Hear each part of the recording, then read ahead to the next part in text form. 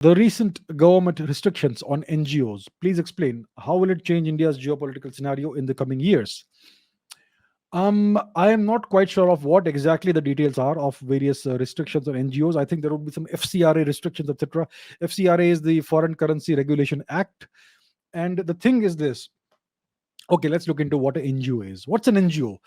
NGO stands for non governmental organization, which means that it is an organization that is not in any way linked to the government or any government. And it usually, NGO typically works in the field of social welfare, uplifting society, and doing things like that. So that's what an NGO is. Now, what you will find in India is that there are more NGOs in India than schools and hospitals put together. Isn't that strange? So the NGO industry seems to be booming in India. I mean, it was booming in the past. About 10 years ago, you had more NGOs in India than schools and hospitals put together. So why is was this industry so lucrative? NGOs are supposed to be mostly non-profit things, right? And yet, if you look at take any NGO at random, which is doing reasonably well, and you will find that their employees have very high salaries. And where does the money come from? And these are the questions that typically, obviously, arise, right? And NGOs are allowed to obtain funds from abroad through the FCRA Act, all that.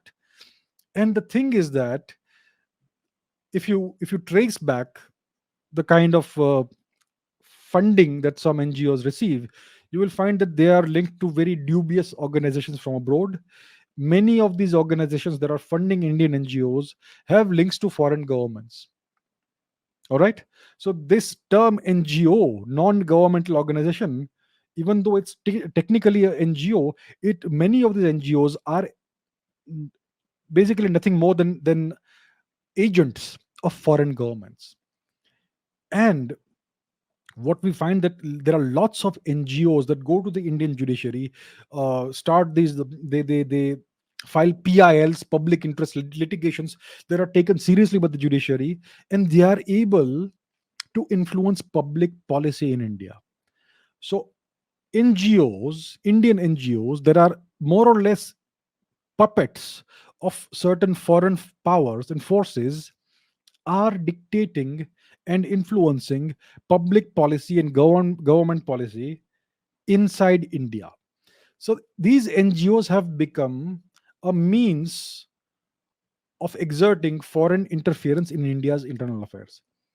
Whether it comes to government policy, public policy, the kind of rules that are enforced in India, whether it comes to religious conversions or whatever else, you will find that all of this is happening through NGOs, via NGOs.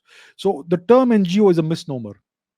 These NGOs may not be related to the or linked to the Indian government, but many of them are extensions of foreign interests, and they are acting on behalf of foreign governments. Mostly it is Western governments. There are some governments in the Middle East, some organizations in some Eastern countries, maybe some maybe linked to China also. Who knows? I don't have the specific details, but this is how it's done. So there is this massive NGO industry in India. It's very lucrative. They get lots of funding from abroad. Their employees are typically very rich. Not all, but some of them have very prosperous employees who get the salaries in terms of lakhs of rupees per month. Some of them do. Yeah. And they all, not all, but many of them act as conduits of foreign governments and foreign influences within India. So this is a huge national security threat for India. Right. The thing is, if you crack down on NGOs, then certain foreign powers will say that democracy is under threat in India. They will lower your democracy ranking in India. And when you go to that country, their head of state or their vice head of state will give our prime minister lectures about democracy, public lectures, things like that. So you see, there are multiple ways in which very powerful countries can interfere blatantly in the internal affairs of India. All right. When it comes to these so-called protests that happen every winter season in North India, if you trace back the funding. See, no protest can happen without money. No extended protest that goes on for 2 3 weeks, months, can ever happen without a significant amount of funding and logistics. It's not just funding. You need a whole lot of logistics to sustain a protest for a long period of time.